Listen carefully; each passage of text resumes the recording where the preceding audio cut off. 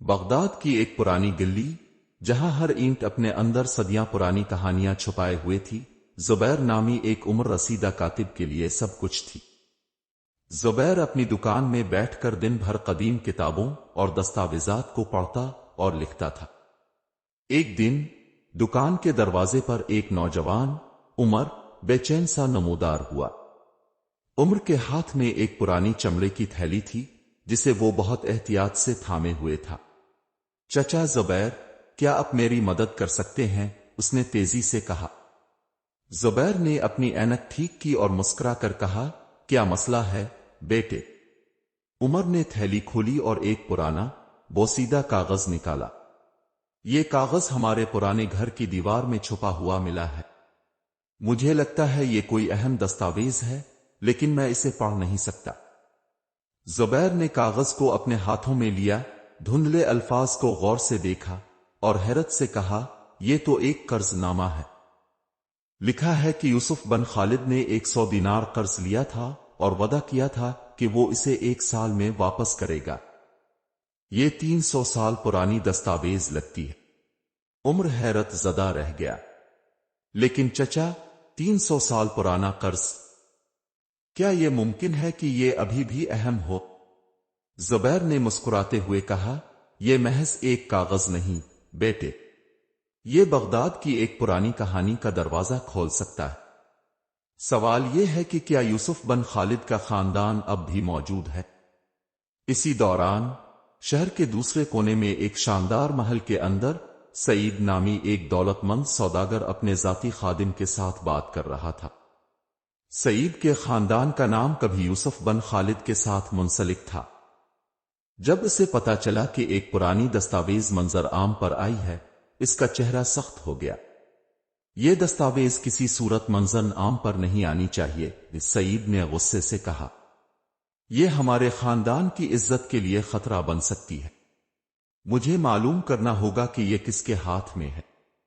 زبیر اور عمر نے قرض نامے کے اسرار کو سمجھنے کا فیصلہ کیا۔ زبیر نے بغداد کی پرانی کتابوں اور ریکارڈز کو کھنگالنا شروع کیا تاکہ یوسف بن خالد کے خاندان کے بارے میں مزید معلومات حاصل کر سکے۔ عمر نے بھی اپنی چھوٹی سی جمع پونجی خرچ کر کے شہر کے مختلف علاقوں میں لوگوں سے پوچھ گچھ شروع کی۔ ایک دن زبیر کی محنت رنگ لائی۔ ایک پرانی کتاب میں اسے یوسف بن خالد کے خاندان کے بارے میں ایک حوالہ ملا۔ لکھا تھا کہ یوسف بن خالد کے پوتے حمید بن یوسف نے ایک قریبی گاؤں میں اپنا گھر بنایا تھا، لیکن کتاب میں مزید تفصیلات درج نہیں تھیں۔ ہمیں اس گاؤں جانا ہوگا، زبیر نے عمر سے کہا۔ عمر نے سر ہلایا، لیکن چچا، اگر سعید کو پتا چل گیا کہ ہم یہ تحقیق کر رہے ہیں تو وہ ہمارے راستے میں رکاوٹ ڈال سکتا ہے۔ وہ بہت طاقتور آدمی ہے۔ زبیر نے مسکرا کر کہا، طاقت ہمیشہ حق پر غالب نہیں آتی بیٹے، ہمیں ہمت سے کام لینا ہوگا۔ اسی دوران سعید نے اپنے ایک خاص آدمی فہد کو حکم دیا کہ وہ زبیر اور عمر پر نظر رکھے۔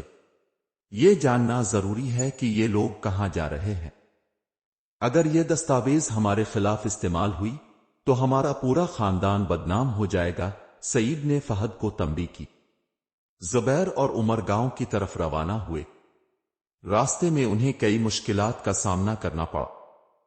ایک رات جب وہ ایک چھوٹے سے سرائے میں قیام کر رہے تھے، فہد نے ان کا پیچھا کرتے ہوئے ان کے سامان کی تلاشی لی، لیکن زبیر نے قرض نامہ بہت احتیاط سے چھپا رکھا تھا اور فہد خالی ہاتھ واپس لوٹ گیا۔ گاؤں پہنچ کر زبیر اور عمر نے وہاں کے بزرگوں سے ملاقات کی۔ انہوں نے یوسف بن خالد کے خاندان کے بارے میں پوچھا تو ایک بزرگ نے بتایا، حمید بن یوسف کے بعد ان کا خاندان اس گاؤں میں نہیں رہا، لیکن انہوں نے ایک ایسا درخت لگایا تھا جو آج بھی زندہ ہے۔ شاید وہ درخت کوئی راز چھپائے ہوئے ہو۔ زبیر اور عمر اس درخت کے پاس پہنچے۔ درخت قدیم اور شاندار تھا، جیسے کہ وہ صدیوں کا گواہ ہو۔ زبیر نے کہا، یہ درخت یوسف بن خالد کی ایمانداری اور وراثت کی نشانی ہے، لیکن اس کے ساتھ کیا راز چھپا ہو سکتا ہے؟ اسی وقت سعید کے آدمی فہد نے ان پر حملہ کر دیا۔ فہد نے ان سے قرض نامہ چھیننے کی کوشش کی، لیکن عمر نے بڑی چالاکی سے اسے چکما دیا۔ دونوں نے بھاگ کر درخت کے قریب پناہ لی۔ زبیر اور عمر درخت کے قریب چھپے ہوئے تھے، جبکہ فہد اپنی تلوار تھامے ان کی تلاش میں تھا۔ درخت کی قدامت اور اس کے گھنے پتوں نے انہیں محفوظ رکھا۔ عمر نے دھیمی آواز میں کہا، چچا، ہمیں یہاں سے بھاگنا ہوگا، یہ آدمی ہمیں نقصان پہنچا سکتا ہے۔ زبیر نے درخت کی مضبوط شاخوں کو غور سے دیکھا۔ بیٹے، کچھ تو ہے اس درخت میں، یہ صرف اتفاق نہیں ہو سکتا کہ ہمیں یہاں تک لایا گیا۔ اس لمحے زبیر کی نظر درخت کے تنے پر ایک قدیم نقش پر پڑی، جس میں عربی حروف میں کچھ لکھا ہوا تھا، حق ہمیشہ ظاہر ہوگا، تلاش کرنے والا پائے گا۔ زبیر نے ان الفاظ کا مطلب سمجھا۔ عمر، مجھے یقین ہے کہ ہمیں اس درخت کے نیچے کچھ دفن ملے گا۔ عمر نے حیرت سے کہا، چچا، لیکن ہمارے پاس کھدائی کے لیے کچھ نہیں ہے۔ زبیر نے قریب پڑی ایک تیز دھات کی شاخ اٹھائی اور کھودنے لگا۔ تھوڑی دیر میں انہیں زمین کے نیچے ایک پرانا، زنگ آلود صندوق ملا۔ زبیر نے صندوق کھولنے کی کوشش کی، لیکن فہد کی آواز نے ان کے قدم روک دیے۔ تم دونوں یہاں کیا کر رہے ہو؟ فہد اپنی تلوار لہراتے ہوئے ان کے قریب آ چکا تھا۔ زبیر نے کہا، ہم حق کی تلاش میں ہیں، اگر تمہیں سچ کا خوف ہے تو ہمیں روکو، ورنہ اپنا راستہ لو۔ فہد نے قہقہا لگایا، حق؟ اس زمانے میں صرف طاقت کا چلن ہے۔ عمر نے فوراً صندوق اٹھایا اور زبیر کے پیچھے چھپ گیا۔ فہد نے حملہ کرنے کی کوشش کی، لیکن درخت کی ایک شاخ اچانک ٹوٹ کر اس کے سر پر آ گری، جس سے وہ بے ہوش ہو گیا۔ عمر نے حیرت سے کہا، یہ درخت بھی ہماری مدد کر رہا ہے۔ زبیر نے صندوق کو کھولا۔ اندر ایک خط اور چند سونے کے سکے رکھے تھے۔ خط میں لکھا تھا، میرے وارث کے لیے، اگر تم یہ خط پڑھ رہے ہو تو یقیناً تم نے میرے راز کو ڈھونڈنے کی ہمت کی ہے۔ یہ سونا میرے قرض کی واپسی کے لیے ہے، اور خط میں درج ہدایات تمہیں میری باقی جائیداد تک لے جائیں گی۔ زبیر نے خط پڑھ کر کہا، یہ تو ایک بڑی جائیداد کا معاملہ ہے، جو یوسف بن خالد کے قرض کی ادائیگی اور ایمانداری کا ثبوت ہے، لیکن ہمیں جلدی کرنی ہوگی کیونکہ سعید اور اس کے آدمی دوبارہ ہمارے پیچھے آ سکتے ہیں۔ عمر نے کہا، چچا، ہمیں یہ خط قاضی کے پاس لے جانا چاہیے تاکہ اس معاملے کو قانونی طریقے سے حل کیا جا سکے۔ دونوں نے فہد کو بند کر رکھا اور گاؤں کے بزرگوں سے مدد لی۔ بزرگوں نے ان کے لیے قریبی شہر تک جانے کا بندوبست کیا، جہاں قاضی کو سب کچھ پیش کیا جا سکے۔ زبیر اور عمر قریبی شہر قسطنطنیہ کے قاضی کے دربار میں پہنچے۔ یہ ایک وسیع و عریض عدالت تھی، جہاں قاضی نور الدین اپنی علمی شخصیت اور انصاف پسندی کے لیے مشہور تھا۔ زبیر نے صندوق اور خط قاضی کے سامنے پیش کیا اور ساری رودات سنائی کہ کس طرح وہ سعید کے دھوکے میں پھنسے، درخت کے نیچے راز پایا اور اپنی جان خطرے میں ڈال کر اس امانت کو یہاں تک پہنچایا۔ قاضی نے خط کو غور سے پڑھا اور کہا، یہ خط یوسف بن خالد کی طرف سے ہے، جو 300 سال پہلے ایک نیک اور ایماندار تاجر تھا۔ اس نے یہ خط اور خزانہ اپنی امانت کے طور پر رکھا تاکہ قرض کی ادائیگی میں کوئی شبہ نہ رہے۔ تم دونوں نے نہایت بہادری اور دیانت داری کا مظاہرہ کیا ہے۔